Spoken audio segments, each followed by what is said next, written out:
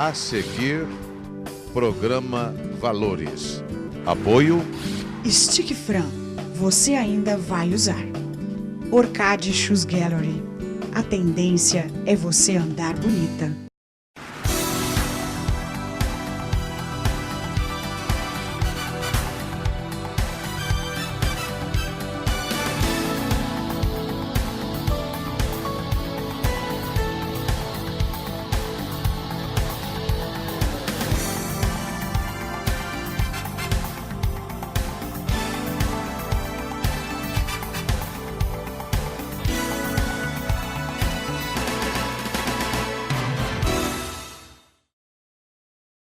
Terceirização. De tempos em tempos, essa palavra toma a cena e ganha destaque entre quem produz e quem precisa trabalhar na indústria. Eu converso aqui com o presidente do Sindicato da Indústria de Calçados de Franca, José Carlos Brigagão, que está defendendo a bandeira para que a terceirização se institua legalmente. É possível isso? Sem dúvida nenhuma. A terceirização é um processo natural da economia do país, não só no setor calçadista, em todo o setor econômico do país e no mundo. E Franca não foge à regra com relação à terceirização. Aonde que a terceirização não é legal? É pura e simplesmente política. As centrais sindicais e o próprio governo são contra, equivocados, porque os sindicatos dos trabalhadores, as centrais sindicais, acham que, se regulamentar a terceirização, os funcionários vão ficar sem a sua representatividade, o que não é verdade, porque a partir do momento que regulamentar, esses funcionários vão estar sob o guarda-chuva de proteção dos sindicatos dos trabalhadores. E as bancas de pesponto, a indústria de cabedal, vai estar sob orientação e a proteção do sindicato da indústria de calçado. A regulamentação dessa atividade industrial está parada há anos no Congresso Nacional, um projeto do deputado Sandro Mabel. Regulamentação da terceirização vai oportunizar aí os empreendedores. Explique melhor. Veja, nós temos aqui várias entidades e o próprio governo incentivando o empreendedorismo. Ora, o proprietário de uma banca de pesponto ou uma indústria de cabedal é um empreendedor. O que nós temos que fazer é regulamentar esse relacionamento. Nós estamos perdendo campo nas exportações e para nossos concorrentes internacionais. E mesmo aqui no Brasil, porque são uma avalanche de reclamações trabalhistas que existem na esfera judiciária, em que nós podemos resolver a partir do momento que nós regulamentarmos, na orientação das bancas, como que devem proceder, e assim também para com os trabalhadores, como é que eles devem se proceder. Ou seja, o relacionamento perfeito entre capital e trabalho. Muita coisa para ser resolvida aí, muita defesa. Sem dúvida. O setor produtivo, ele tem que contar com entendimento por parte das nossas autoridades, porque nós temos que produzir. Nós temos que produzir produto, nós temos que produzir riqueza e nós temos que dar emprego. Sempre que a gente pergunta para você como é que está o polo calçadista de Franca, você responde: Franca faz sapato há 200 anos, somos reconhecidos mundialmente pela fabricação de calçados de couro, e aqui tem realmente o maior cluster das Américas. E eu insisto na pergunta: o empresariado local tem consciência disso? Sem dúvida, tanto é que eles fazem, tem essa consciência e cada um procura produzir o melhor calçado, essa disputa natural e saudável, e cada um está produzindo melhor do que o outro. Desde 2008, quando nós imaginávamos com aquela crise mundial que houve, que persiste até hoje, no primeiro momento daquele segundo semestre, deu uma caída no setor calçadista de Franca. Logo em seguida, no ano seguinte, 2009, começamos a readmitir aqueles funcionários, se recompor daquela crise. Em outubro de 2010, nós já tínhamos atingido a mesma quantidade de funcionários que nós tínhamos em setembro de 2008. Franca, ela já há 3 anos seguidos, ela é a terceira cidade de São Paulo a dar mais emprego. Esse ano, nós fomos a cidade que criou mais emprego do estado de São Paulo, abaixo da capital. Portanto, nós estamos importantes no cenário. O empresário calçadista está conscientizado disso. E nós precisamos, sim, ser valorizados naquilo que nós fazemos. Assim como todo o polo calçadista brasileiro. São verdadeiros heróis em que sobrevivem fazendo seu calçado, entende? Com muita luta e com muita garra ao longo dos anos no país. Então é necessário que as autoridades nos enxerguem de uma maneira, e os nossos fornecedores nos enxerguem de uma maneira diferente, entende? Incentivando e motivando para permanecer nesse ramo. Distante apenas 7 quilômetros de Franca, Cristais Paulista desponta a principal atividade econômica do município, que abriga aí cerca de 10 mil habitantes, ainda é a produção de café, mas está despontando na produção de bolsas. Eu vou conversar com o prefeito. Miguel, a produção de bolsas é crescente em Cristais? Crescente. Hoje nós temos algumas unidades lá fabricando, né, para grandes grifes aí, e sendo exportada para o mundo todo aí, inclusive a Carmen Steffen, né? Essa nova frente de trabalho no município começou quando? Começou coisa de 8 anos mais ou menos, algumas pequenas unidades, e agora está espalhando por toda a cidade ali, e está hoje aí gerando uma mão de obra significativa para o município, em torno de 400 pessoas. Que análise você faz desse novo horizonte? Isso para nós de Cristais é ótimo, Jussara, uma vez que vai diversificando a mão de obra, uma vez que nós temos a sustentação, né, na zona rural, com a agropecuária, e agora, através da industrialização, né, bolsas, carteira, o pesponto e até algumas unidades de calçado, o que está absorvendo grande parte da mão de obra e gerando, de um certo modo, uma riqueza dentro do município. É interessante essa vocação da cidade para o pesponto. Talvez com a dificuldade mesmo de encontrar mão de obra aqui em Franca, o pessoal tem enviado esses serviços para a cidade vizinha, né? E Cristais tem sido uma das beneficiadas por estar muito próxima. Seu desejo nesse segmento, qual é? Eu acho esse segmento extraordinário, porque ele emprega uma grande quantidade de mão de obra. Espero, né, que há uma continuidade nisso, e o nosso termômetro é Franca. Se Franca for bem, né, manter a capital aqui das atividades do calçado, do couro, da bolsa, com certeza nós estaremos também caminhando juntos. Para atrair as unidades de produção das fábricas de Franca, os governos fazem incentivos fiscais, mão de obra, oferecendo ainda outras garantias de melhorias, mas não tão longe assim. Essa unidade, por exemplo, da Estival, é em São Tomás de Aquino, a poucos quilômetros da cidade de Franca. E eu vou conversar aqui com o Rodrigo, que é responsável por essa unidade de produção. Rodrigo, vocês vieram para Tirapuã, essa unidade, ela funciona desde quando? Desde 15 de abril de 2013.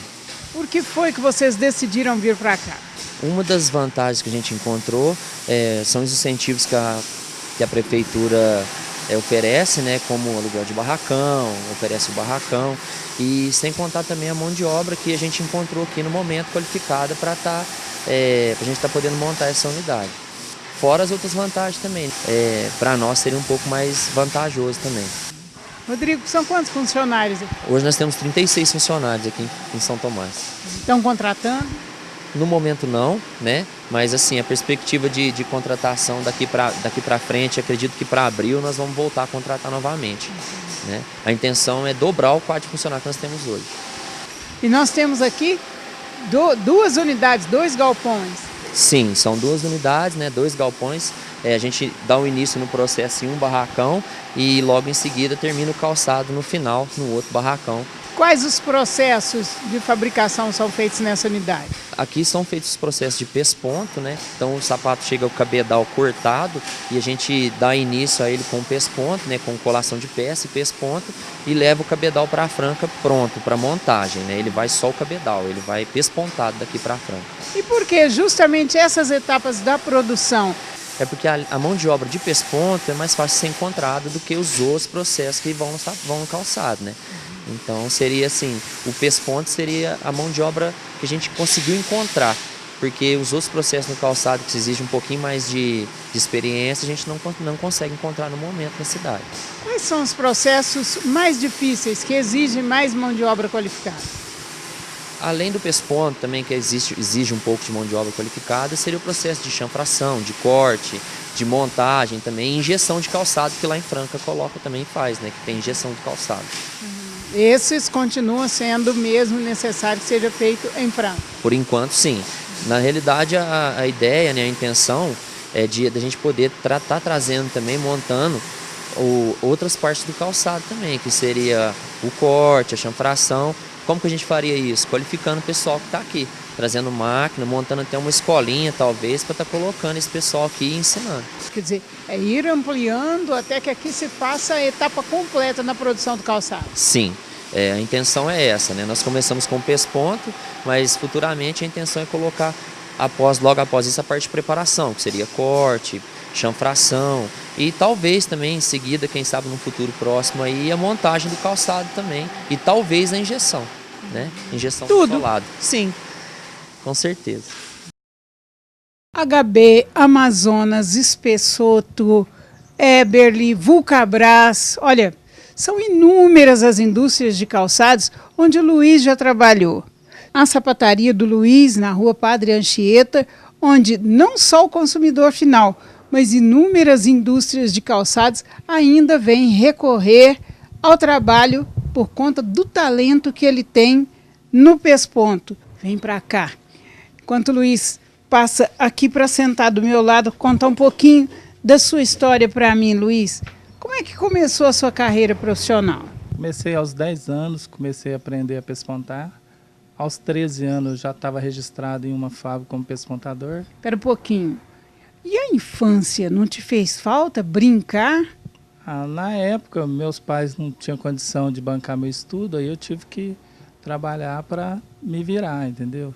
Você acha que isso reflete negativamente? Hoje você deixa de ser uma pessoa melhor porque começou a trabalhar mais cedo? Pelo contrário. Hoje, essa lei que não pode trabalhar antes dos 16 anos, eu acho que prejudica muito o jovem, onde eles procuram o outro lado errado. Entendeu? Mas como a gente começava antes, bem mais cedo, a gente não tinha tempo para procurar nada errado, então só trabalhava e estudava. Você teve a carteira assinada aos 13 anos de idade? 13 anos. 13 anos de idade, carteira assinada, qual profissão? Pespontador. Então você já tem quanto tempo de profissão? Eu já tenho a média de 30 anos, mais ou menos, 30 e poucos anos, 33 anos. Na sua carreira profissional, você passou pelas fábricas que são referência internacional. Isso.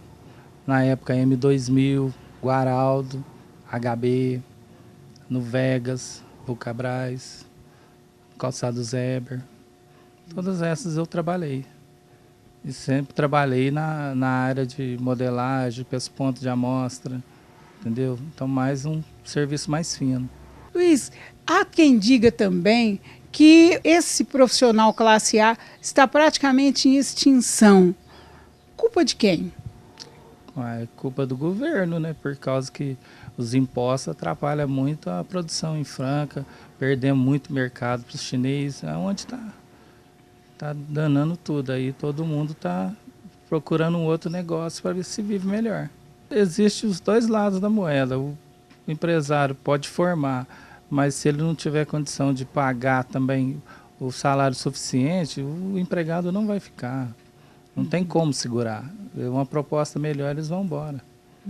Há quem diga que o pespontador, principalmente classe A, pode dizer assim como você, é um dos melhores salários dentro da empresa. Mesmo assim não compensava?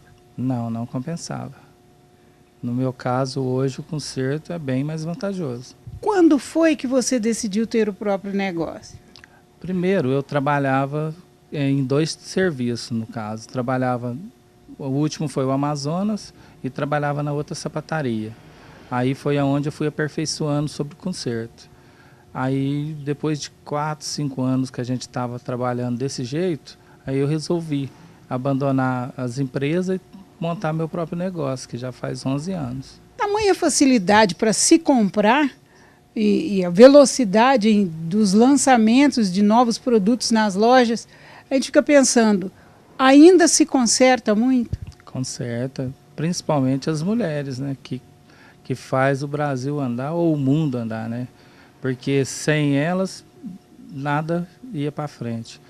Por exemplo, um homem, ele tem dó de comprar um sapato na faixa de 100, 120 reais, enquanto a mulher paga 1.000. Ela não tem dó.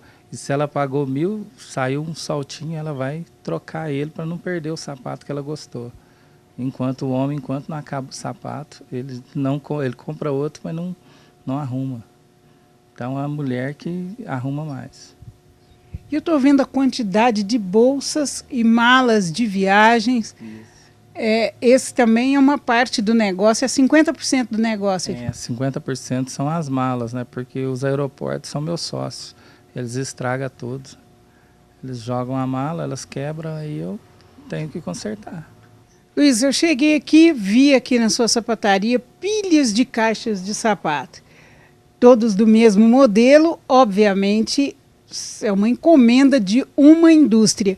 O que é que esse produto está fazendo aqui? A pespontadeira pespontou o sapato. Como houve um erro no corte e não foi riscado, uma fantasia, eles esqueceram de fazer a costura de fantasia do sapato. Aí agora tem 72 pares para a gente recuperar para eles mandar embora. Seu trabalho não está restrito ao consumidor final, não. As indústrias de calçados também recorrem ao seu trabalho. As indústrias de calçado também tem horas que precisa. O conserto não envolve só, por exemplo, uma meia sola, um taquinho, certo? Um salto, uma colação. Envolve conserto principalmente de fábricas, até fábricas grandes.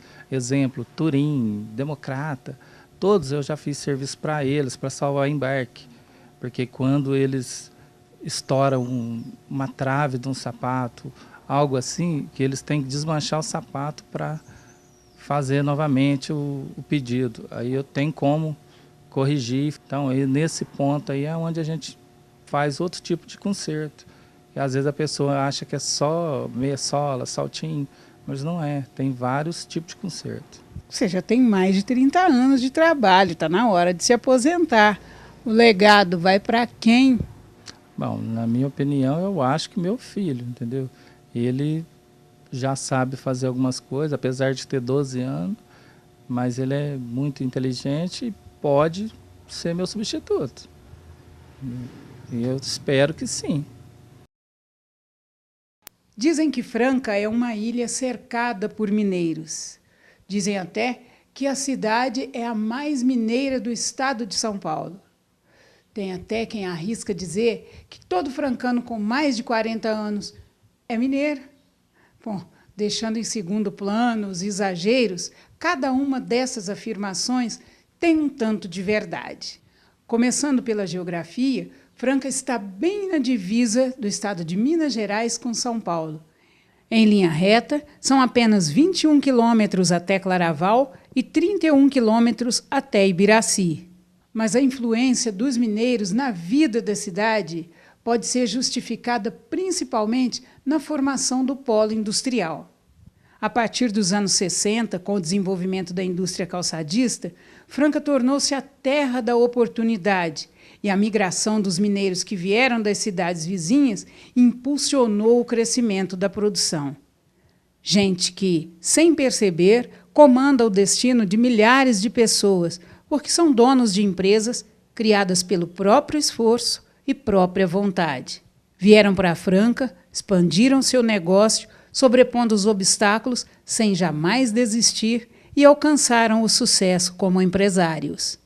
O setor calçadista tem muitas histórias e bons exemplos de pessoas simples que, com coragem e determinação, se destacam pela sua luta, pagando seus impostos, gerando riquezas e milhares de empregos, mostrando os valores de um setor em constante evolução.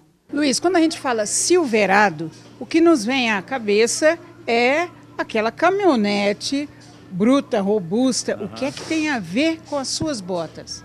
Tem muito a ver, né? Que o peão é um cara já bruto, a bota é uma bota reforçada, né?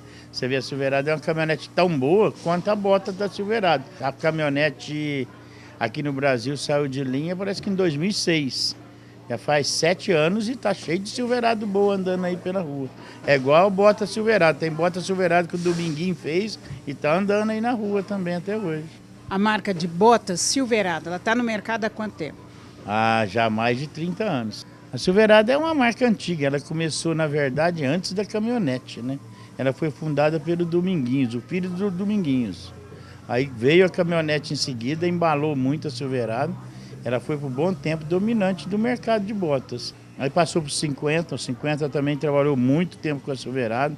Eu acho que foi o cara que fez mais bota aí no Brasil com a Silverado. Aí depois, em 2008, nós adquirimos a marca.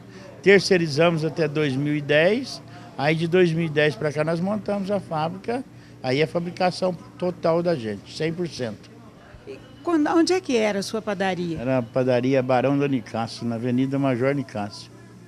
Como é que se deu o seu ingresso no setor calçadista? A panificação ficou muito ruim na época, né? Aí muita concorrência, aí foi indo mal, nós optamos por largar e começar com sapato na venda, né? Aí eu mudei para Dourados, Mato Grosso do Sul, trabalhamos lá mais de um ano, abri uma clientela e depois voltei para Franca e daqui eu continuei trabalhando. Até hoje eu ainda sou representante. Eu trabalho com fabricação e sou representante. Eu represento os USA lá no Anatomic Gel e as nossas botas que a gente vende para o Brasil inteiro aí. A marca de botas Silverado, ela está no mercado há quanto tempo? Ah, já há mais de 30 anos. Sob a sua direção? 5 anos. Qual que é a capacidade de produção? Não, hoje estamos em torno de 200 pares dia. De botas femininas, masculina e infantil. A gente faz bota aqui, ó, você tem uma ideia, do número 20 ao número 50. Entendeu? Masculino e feminino também. Nós vamos lançar agora uma linha bebê, que aí vai do 14 ao 20. Aí, na verdade, vamos ter bota do 14 ao 50 na Silverado. Para todo o público. Aí nós vamos voltar à origem, né? Vai ser do 14 ao 50, que foi um dos donos da Silverado. Eu não lembro dos 50, como é que é? Conta um pouquinho da história dele. Eu não conheço muito, o que eu conheço é pouco, sei que é um cara muito bacana, que lutador aí, hoje eu não sei nem... Depois, ele fez o contrário, 50. Eu saí da padaria, fui pro sapato, pra bota, né? E o 50 saiu da bota, fui pra padaria. Agora eu não sei se ele tá em padaria até hoje. Mas é um cara muito bacana, que merece coisas boas. O que te fez decidir por esse segmento? Eu comecei a trabalhar com vendas de sapato no Mato Grosso do Sul, onde é um estado voltado mesmo para o country, entendeu? O estado do Mato Grosso do Sul ele tem uma população aí de, parece que 2.800.000 a 3 milhões de pessoas, mas o consumo dele de country é quase equivalente ao estado de São Paulo, com seus 30 e tantos milhões de habitantes. E lá eu enraizei, aprendi a olhar, gostar do country e fabricar, né? E aperfeiçoar cada vez mais. A gente trabalha o ano todo, nós não paramos de fazer bota, nós fazemos o ano todo. É lógico, essas botas do segmento de moda, que é a bota mais feminina, tipo montaria, essas caem, né? Mas a nossa linha de montaria, que é uma linha de montaria voltada para a mulher que monta mesmo, que faz provas de tambor, de timpane, essa não cai, vende menos. Agora a bota masculina não. A bota masculina ela vende o ano todo. Qual a sua parceria com a Festa do Peão em Barretos? O ano passado nós optamos por ter o ponto de venda, que para a loja é muito bom, para o nome Silverado, né? A pessoa que está vindo comprar ingresso, você está preocupado em comprar o ingresso. Às vezes ele vem cá hoje com dinheiro contado e compra o ingresso. Mas se ele tiver que comprar uma roupa, uma calça, um chapéu, uma bota para ir em Barretos, ele vai lembrar da loja. Nós estamos no site dos independentes. Esse ano eles já cederam um espaço para a gente dentro do parque, para a gente montar a nossa loja lá. Realmente essa festa atrai gente e o francano gosta. O francano gosta, não só o francano, como você pegar aqui na nossa região, que está vendendo ingresso é só a gente aqui da Silverado e a Chapelaria Garcia lá em Ribeirão Preto. Então aqui vem gente de Sacramento, vem gente da parte de Minas Gerais, aí sul, sudoeste de Minas, gente da nossa região, tudo aqui. Divulga bem, viu? Pra gente é excelente. A Silverado hoje, a gente investe muito no marketing, a gente está sempre com televisão, bastante revista, tudo, né? Então é uma forma da gente colocar nosso nome em evidência aí, né? Luiz, e a crise? Ai, eu não sei, mas parece que a gente está trabalhando, a gente sempre trabalhou muito, né? Então, e trabalha muito, né? Que aqui trabalha eu, trabalha minha mulher, trabalha meus 2 filhos, meu genro, minha nora, minha cunhada, então tem muita gente trabalhando. A gente procura trabalhar e esquecer a crise um pouquinho, né? Estrutura familiar. É o que melhor alicerça uma empresa, Luiz? Melhor alicerce, eu acho que sem dúvida, né? Familiar e confiança, como a gente também tem muita gente bacana, de confiança. Tem o Marcelo aí que trabalha comigo, é meu gerente na loja. Tem o Eber, meu gerente também lá na fábrica. E é por aí, eu acho que tem que ser familiar em tudo, né? Você fazer também da fábrica uma família, né? Que é o que a gente é, né? Fórmula para ser feliz, qual é? Eu acho que é trabalho, não guardar mágoa de ninguém, nunca ter raiva de ninguém, bronca de ninguém. Honestidade, né? Para dormir bem, né? Acho que isso é importante. E fé em Deus. E o segredo do sucesso? Eu acho que eu não sei, ainda não fiz sucesso não. Onde você quer chegar, Luiz? A gente quer fazer que a Silverado atinja um pedaço maior no mercado, que a gente tem hoje aí, nós está com a Silverado no Brasil todo. Cerca de 16 representantes, um pouquinho de cada um. Se você falar, mas 16 representantes, faz 200 par de bota, é pouco. Não é, mas pelo menos nós estamos um pouquinho em cada um. E a gente quer conhecer, quer que a nossa bota fique conhecida. A todos uma boa noite, até semana que vem com outra edição do programa Valores. Tchau!